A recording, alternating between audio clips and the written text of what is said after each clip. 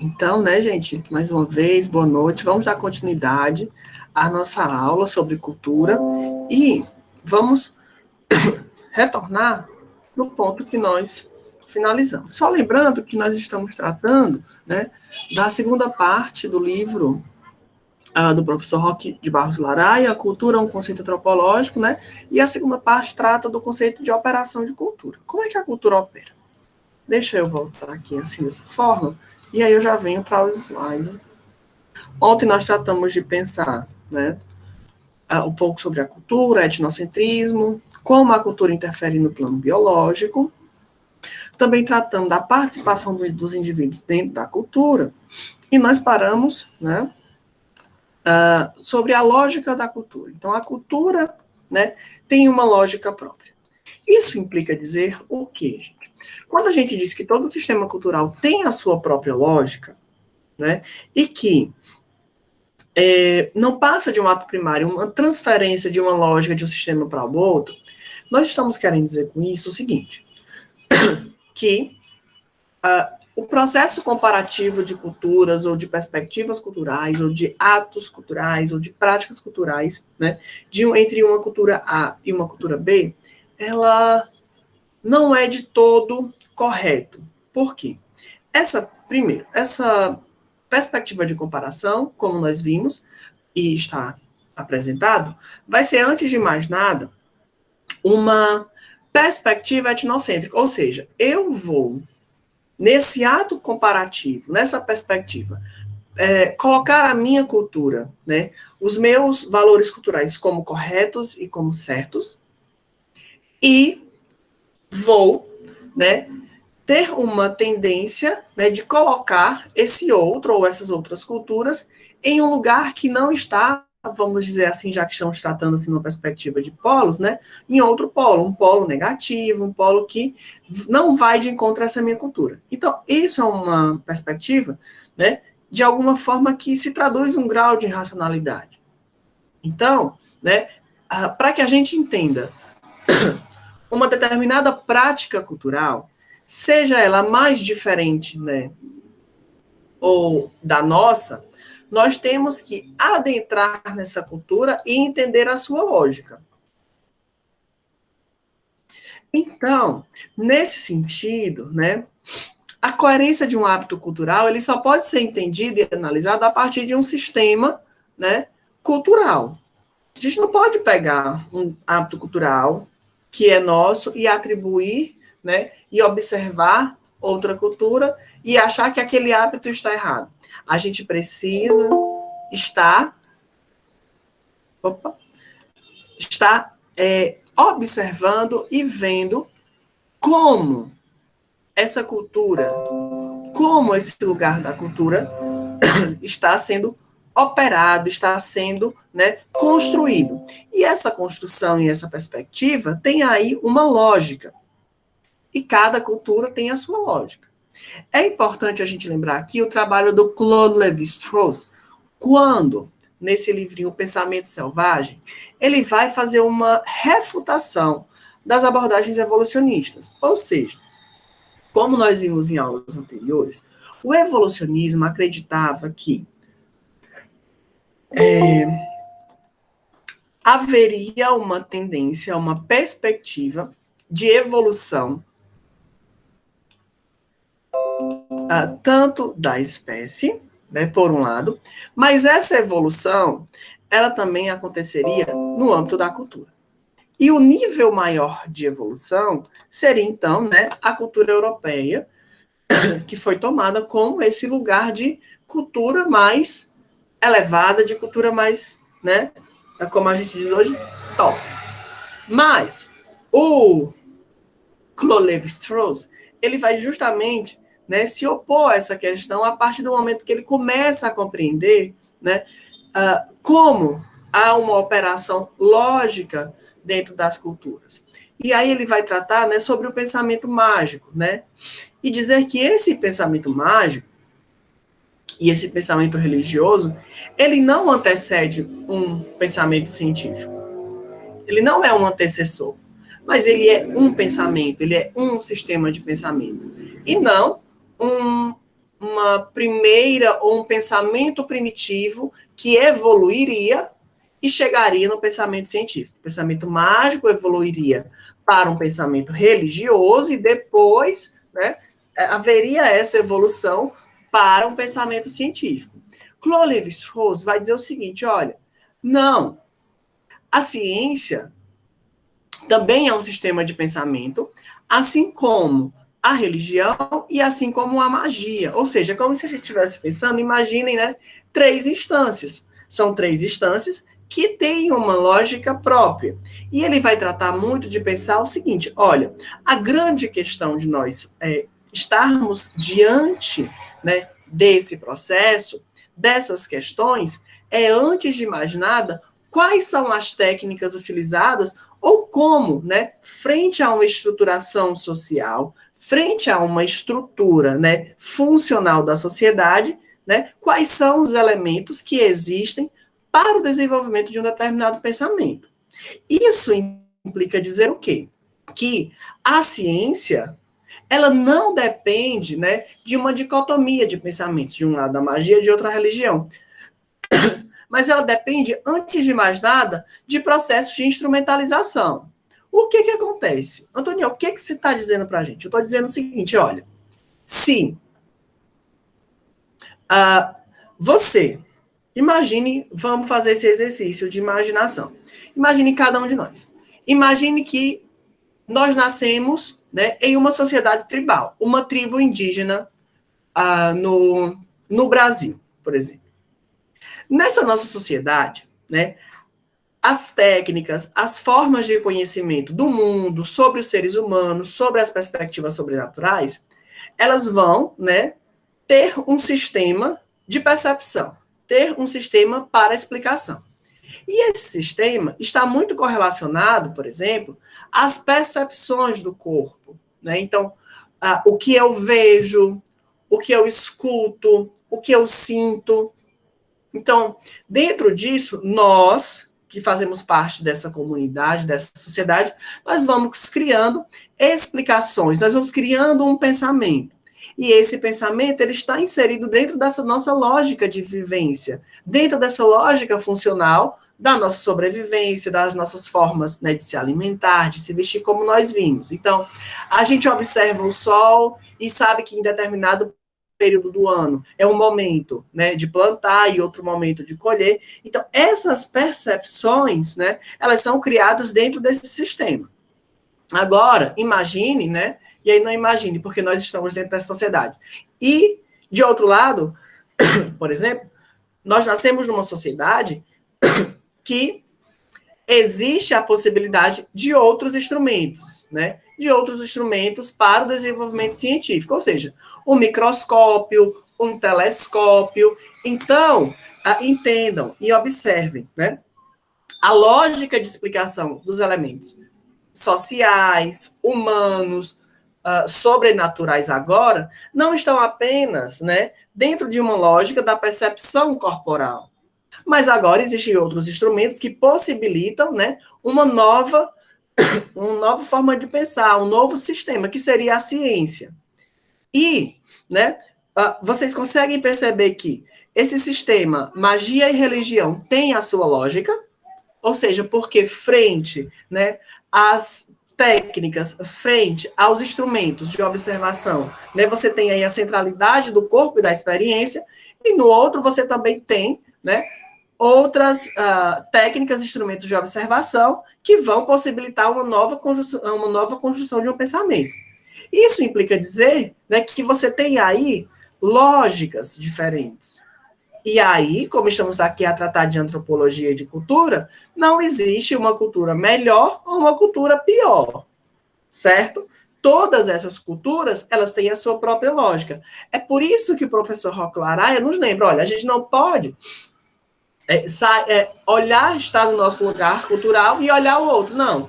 A gente tem que fazer esse processo de alteridade, a gente tem que entrar na cultura do outro, observar, né, ver. Tanto, por exemplo, que nós tratamos, né, do Bronislaw Malinowski. Malinowski faz, né, com as suas etnografias, esse processo, porque é um processo de entendimento, né, de como esse pensamento que o Lévi-Strauss nos mostra é criado e é construído, mas ele só consegue fazer esse tipo de observação e esse tipo de perspectiva a partir do momento que ele está inserido na cultura, da cultura e começa a perceber como essa lógica opera, como essa cultura está operando. E aí, né, só é mais um slide do que eu já falei, né, que essas explicações dos fenômenos naturais, humanos e sobrenaturais, né, são desenvolvidos dentro dessa lógica cultural, né, conforme as técnicas disponíveis em cada cultura. Ou seja, não é porque na nossa cultura, né, que é uma cultura, uma sociedade de cultura científica, né, de desenvolvimento científico, que a gente tem acesso a um microscópio, a um telescópio, a uma máquina para fazer um rastreio de DNA, não sei nem se esse é o nome, mas para ver DNA, enfim, né? Que a outra cultura que não possui essa técnica é menor, é inferior, de forma alguma. E aí, né, aqui é só mais uma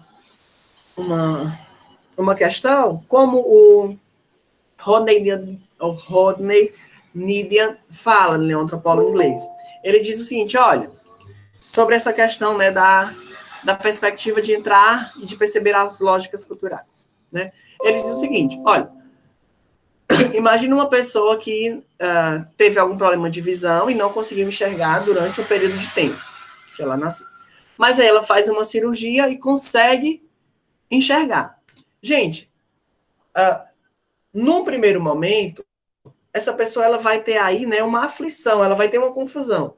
Por mais que digam assim, olha, isso é um círculo, e ela, antes de enxergar, ela sabia o que era o formato de um círculo. Mas quando ela enxerga, gera toda uma confusão. Ele vai fazer essa analogia justamente na perspectiva antropológica. Ele vai dizer o seguinte, olha, quando você chega num determinado lugar para fazer uma pesquisa, né, em uma sociedade que você não conhece, você é uma pessoa cega, você é culturalmente cego. Porque por mais que as pessoas falem as coisas para você não vai entender. Vai estar tudo muito confuso. Mas a partir do momento que você vai criando, que você vai tendo as interrelações e esses processos, né, com a cultura e entendendo essa lógica, você vai, né, enxergando. Você deixa de ser esse cego visual, né, e vai agora enxergar a lógica da cultura. Então, nesse sentido, cada cultura, né, ordenou a seu mundo, né, o que circunscreve e dá um sentido cultural, né? Então, o que aparentemente é uma coisa confusa para alguém que é de fora, para as pessoas que estão ali, existe, né, uma ordenação. Então, toda cultura tem a sua própria lógica, a sua própria ordenação. Isso implica dizer que todas as sociedades humanas, né, elas vão dispor de um sistema de classificação e isso implica dizer que não existe uma classificação ou taxonomia certa ou errada. Existe a taxonomia que é construída dentro da cultura. Então, o que é que você está dizendo? Imagine o seguinte, nós temos uma árvore, certo? Eu não sei muito bem o nome de árvores, mas deixa eu botar aqui. Mas vocês vão entender.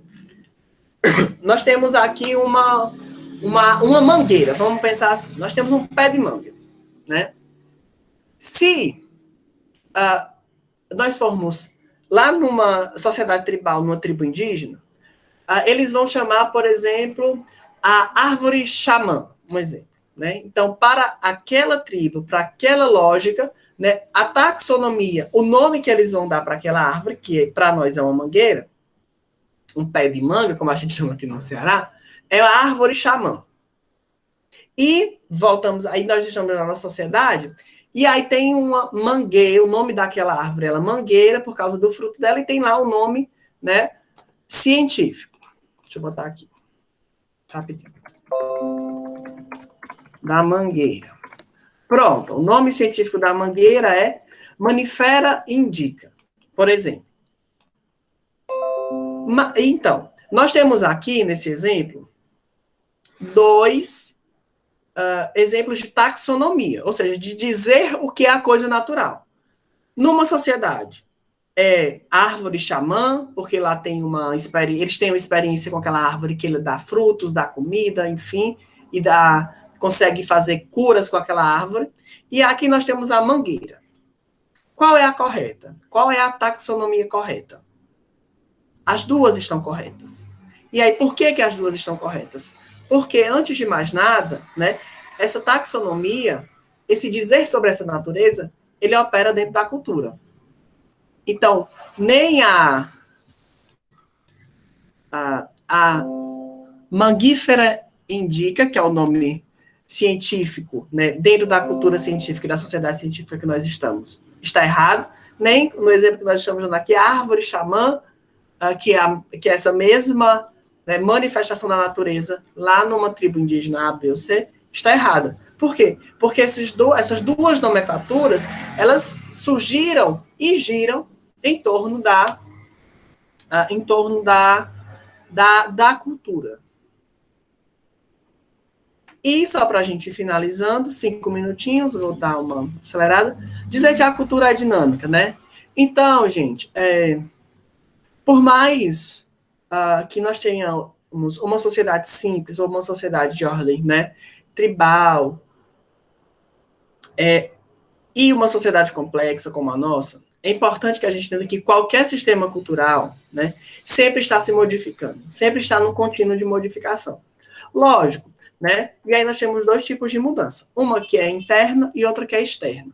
É necessário que a gente veja que as mudanças internas, né, que são aquelas que acontecem no próprio, né, centro da cultura, elas são mais lentas e, de uma certa forma, essas mudanças internas elas são quase imperceptíveis.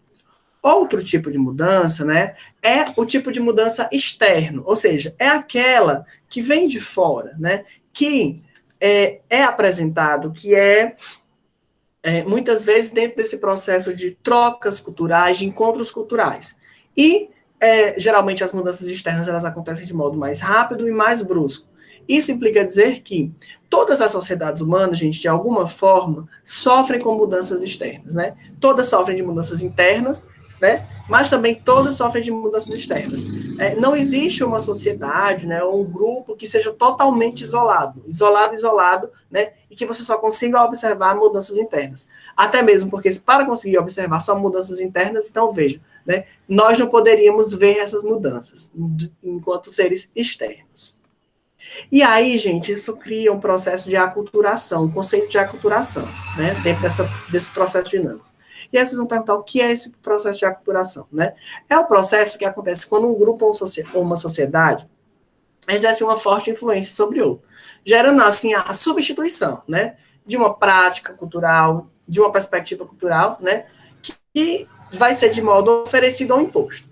Nós vimos, por exemplo, ao longo da história do Brasil, né, um processo de aculturação, ou seja, a imposição da cultura europeia sobre, né, a cultura indígena, as culturas indígenas que aqui existiam. Outro processo que a gente pode ver hoje nas sociedades complexas, né, que é a que nós vivemos, por exemplo, hábitos alimentares, hábitos musicais, termos, né, por exemplo, como pendrive, software, designer, né, por exemplo, o McDonald's nas perspectivas alimentares, os hambúrguer, você vai vendo que tudo isso vai adentrando na cultura. Né? No caso aqui, estamos tratando dessa forte influência da cultura norte-americana, por exemplo, nas nossas práticas. Então, é interessante que a gente veja, e já vamos finalizando, que o tempo, como nós vimos, ele constitui um elemento importante para a análise da cultura. Por quê? Como eu falei ontem, logo no início, não é que a gente vai dormir, eu vou dormir, por exemplo. A gente vê hoje, né, processos de mudanças culturais em torno do racismo, por exemplo, da LGBTfobia, né, da discriminação contra as mulheres. Então, não é assim, eu vou dormir, vamos dormir, quando for amanhã a cultura mudou. Não, de forma alguma. Nós vamos vendo que esses processos culturais, eles vão passando, né, de geração em geração,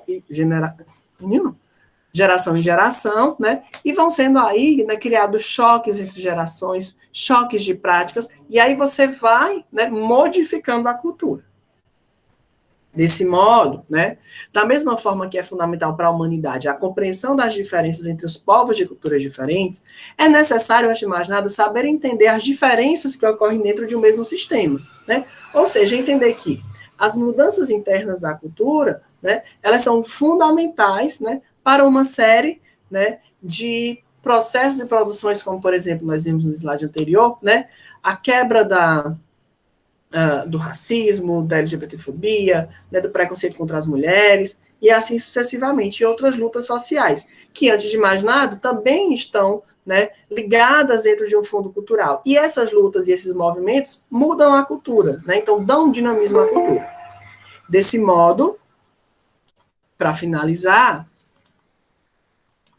este é o único procedimento, né, que prepara o homem para enfrentar serenamente esse constante e admirável mundo novo por vir.